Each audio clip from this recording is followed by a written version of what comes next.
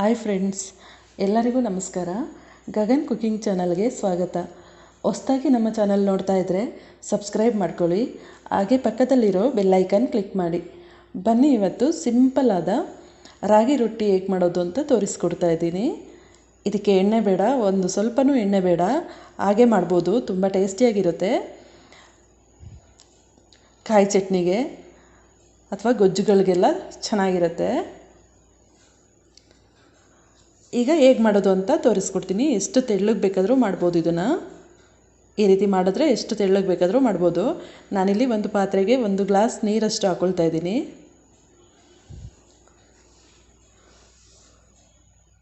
ಒಂದು ಗ್ಲಾಸ್ ನೀರಲ್ಲಿ ಒಂದು 10ರಿಂದ 15 ರೊಟ್ಟಿ ಮಾಡ್ಕೊಳ್ಬೋದು.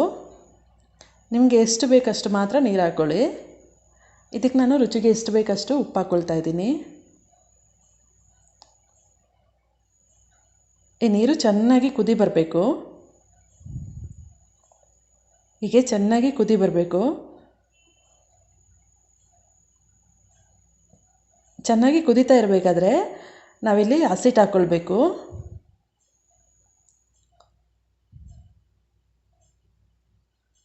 ಈ ಮುದ್ದೆ ಮಾಡ್ತೀವಲ್ಲ, ಆ ಟೈಪಲ್ಲಿ ಮಾಡ್ಕೊಳ್ಬೇಕು. ಇದನ್ನು ಚೆನ್ನಾಗಿ ಗಂಟಿಲ್ಲದಾಗೆ ತಿರುಗಿಕೊಳ್ಬೇಕು.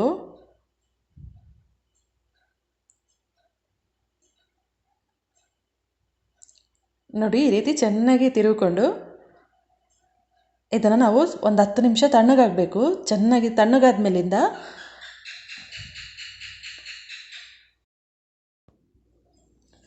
ಸ್ವಲ್ಪ ಹಸಿಟ್ಟು ಹಾಕ್ಬಿಟ್ಟು ಮಿದಿಬೋದು. ನಿಮಗೆ ತೆಳ್ಳಗೆ ಅನಿಸಿದ್ರೆ ಸ್ವಲ್ಪ ಹಸಿಟ್ಟು ಹಾಕಿ ಮಿದಿಬೇಕು. ಚೆನ್ನಾಗಿ ನಾದ್ಕೊಳ್ಬೇಕು. ಚೆನ್ನಾಗಿ ನಾದ್ಕೊಳ್ಳೋದ್ರಿಂದ ಭಾಗ ಎಲ್ಲ ಬಿಡೋದಿಲ್ಲ, ನೀಟಾಗಿ ರೊಟ್ಟಿ ಬರುತ್ತೆ. ಎಷ್ಟು ತೆಳ್ಳಗೆ ಬೇಕಾದರೂ ತಟ್ಬೋದು ರೊಟ್ಟಿನ. ತಟ್ಟೋದಕ್ಕಿಂತ ಚಪಾತಿ ಲಟ್ಟಿಸ್ತಾರಲ್ಲ, ಅದರಲ್ಲಿ ಲಟ್ಟಿಸ್ಕೊಳ್ಳಿದ್ರೆ ಇನ್ನೂ ಚೆನ್ನಾಗಿ ಬರುತ್ತೆ. ನಾನಿಲ್ಲಿ ಚಪಾತಿ ಲಟ್ಟಿಸ್ತೀವಲ್ಲ, ಅದರಲ್ಲಿ ಲಟ್ಟಿಸ್ಕೊಳ್ತಾ ಇದ್ದೀನಿ.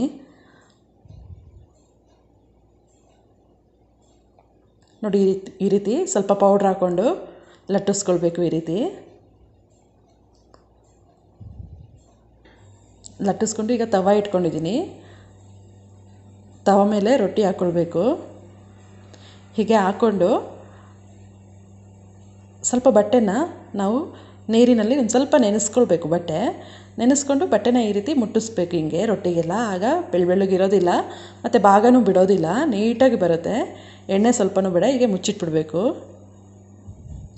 ಈಗ ಇನ್ನೊಂದು ಸೈಡ್ ತಿರುಗಿಸ್ತೀವಲ್ಲ, ಅದಕ್ಕೂ ಹಂಗೆ ಮಾಡಬೇಕು. ಬಟ್ಟೆನಲ್ಲಿ ಹೀಗೆ ಒದ್ದೆ ಬಟ್ಟೆನಲ್ಲಿ ಈ ಥರ ಮುಟ್ಟಿಸ್ಬೇಕು.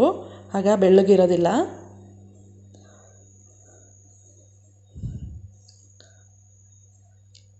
ನೋಡಿ, ಇಲ್ಲಾಂದರೆ ಈ ರೀತಿಯೂ ಮಾಡ್ಬೋದು. ತವ ಮೇಲೇ ನೀರು ಚಿಮುಕ್ಸ್ಬಿಟ್ಟು ಅದ್ರ ಮೇಲೆ ರೊಟ್ಟಿ ಹಾಕ್ಕೊಂಡು ರೊಟ್ಟಿ ಮೇಲೆ ಮತ್ತೆ ಒಂದು ಸ್ವಲ್ಪ ನೀರು ಚಿಮುಕ್ಸ್ಬಿಟ್ರೆ ಸಾಕು. ಚಿಮುಕ್ಸ್ಬಿಟ್ಟು ಹಾಗೆ ಮುಚ್ಚಿಟ್ರೆ ಆಯಿತು. ಆ ಥರನೂ ಮಾಡ್ಬೋದು. ಇಲ್ಲ ಬಟ್ಟೆನಲ್ಲಿ ಅಜ್ಜಿ ಆ ಥರನೂ ಮಾಡ್ಬೋದು. ಹೀಗೆ ಇದನ್ನು ಮುಚ್ಚಿಟ್ರೆ ಚೆನ್ನಾಗಿ ಬೇಯುತ್ತೆ.